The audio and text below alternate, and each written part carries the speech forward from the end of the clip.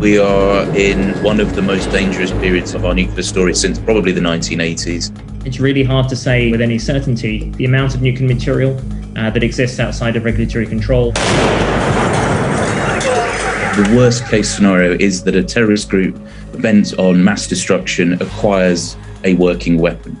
On the 6th of May 2021, anti-terrorism police in Mumbai arrested 2 men in possession of 7 kilograms of natural uranium, worth $2.9 million. They had been under surveillance since at least mid-February.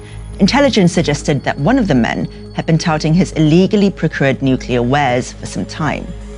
When the authorities finally swooped, they hurriedly sent the materials off for testing. Concern rose when the results returned. Natural uranium isn't just powerfully radioactive, but it could be added to conventional explosives to make them even deadlier. It would be comforting to treat their arrests as an isolated incident, but this was no one-off blip. In 2021, there have been at least 3 similar incidents in India alone, all pointing to a black market for nuclear materials and declining safety standards in one of the world's biggest nuclear powers.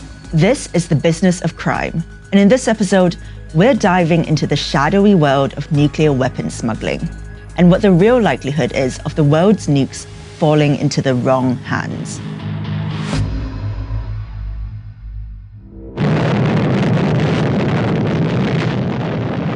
We've survived 3/4 of a century without the use of nuclear weapons, as much due to luck as anything else. Though war has always meant profit, there's also plenty of money in mutually assured stasis. Nuclear weapons remain big business, and have been so ever since the US detonated the first nuclear test in the New Mexico desert back in July 1945. In 2020, global nuclear weapons spending hit $72.6 billion, a hugely lucrative payday for manufacturers and lobbyists the world over. These awesome weapons will carry nuclear warheads. Officially, it's thought that there are around 13,500 nuclear warheads spread across the world today, with the vast majority belonging to Russia and the US. The combined yield of these weapons is still enormous and more than enough to destroy the planet. But numbers have declined substantially since the Cold War. In 1986, that same figure stood at 70,000. That may sound impressive, but progress towards the dream of a nuke-free world isn't quite so linear. And there are plenty of others who want in on the action and are prepared to employ all kinds of tricks to get there. There's been a lot of rhetoric put out there by terrorist groups themselves in terms of their interest in wanting to acquire these materials. There are a few household names in the mix. Al-Qaeda harbored nuclear ambitions after their birth in the late 80s, having tried and failed to buy materials from a cluster of post-Soviet states. Osama bin Laden said in a 1998 interview that it was his duty to acquire nuclear weapons. خير من قيام 60 سنة فأي غبن أكثر من هذا ساعة في الصف تستطيع أن تذهب إليها لنصرة لا إله إلا الله ضد اليهود والنصارى وأعوانهم. It's a matter of debate how far the group ever truly got with their plans. Some reports have suggested they may have acquired the material to make a dirty bomb, but nothing on the scale of a nuke that could obliterate a city. They aren't the only terrorist group with nuclear aspirations. ISIS got their hands on some nuclear materials after the 2014 fall of Mosul. Luckily, their haul was relatively low grade. A year later, Moldovan authorities reported several thwarted attempts by the group to buy radioactive materials from shadowy groups linked to Russian intelligence services. They were able to intercept hundreds of gram quantities of nuclear materials, including, I believe, highly enriched uranium. In Japan, the Aum Shinrikyo cult were previously linked to attempts to get their hands on nuclear materials.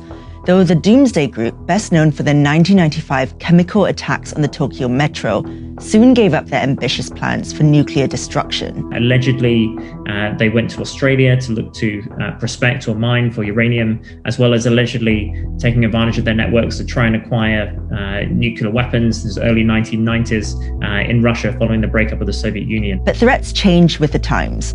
Cybersecurity is also now a pressing concern. In late 2020, reports began to circulate of an attack by Russian hackers that embarrassed the US Nuclear Weapons Agency and raised questions about the system's vulnerability. Are we losing the war when it comes to cybersecurity right now? There have been a number of instances of nation-state hackers breaking into sensitive computer systems that may contain information about nuclear weapons, nuclear tests, nuclear designs. So how safe are the world's nukes? The answer is, it depends on who they belong to. Upheaval and regime change is clearly not a good recipe for geopolitical tranquility. The problem then becomes whether particular groups, notably terrorist groups, but also potentially rogue or irrational leaders, may not play by the same rules. They may feel they have nothing to lose. For instance, the Taliban's recent return to government in Afghanistan has provoked plenty of column inches on what it might or might not mean for the internal security of its Pakistani neighbor and its nuclear weapons. This, after all, is a country with 165 nukes and a well-documented problem with Islamic extremism, plus a military intelligence agency that has been repeatedly accused of supporting terrorist groups. But extremist attacks are not the same thing as capturing the state and its nuclear arsenal.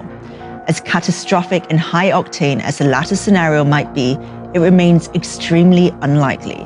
Even if it were to happen, complex security measures remain in place to stop rogue actors from detonating. It's one thing taking ownership of a nuclear bomb, and quite another to make it actually work.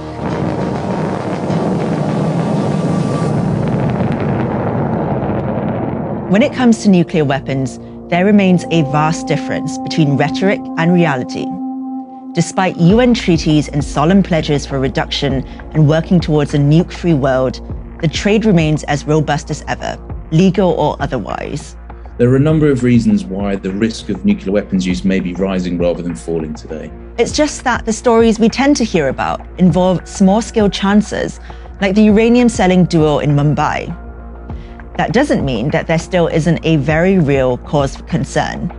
After all, business is business, even when it comes to the prospect of nuclear Armageddon. If just one of the approximately 13,000 nuclear weapons that exist in the world today were to be detonated over a medium-sized city, we would expect to see several 100,000 deaths. This is just one nuclear weapon.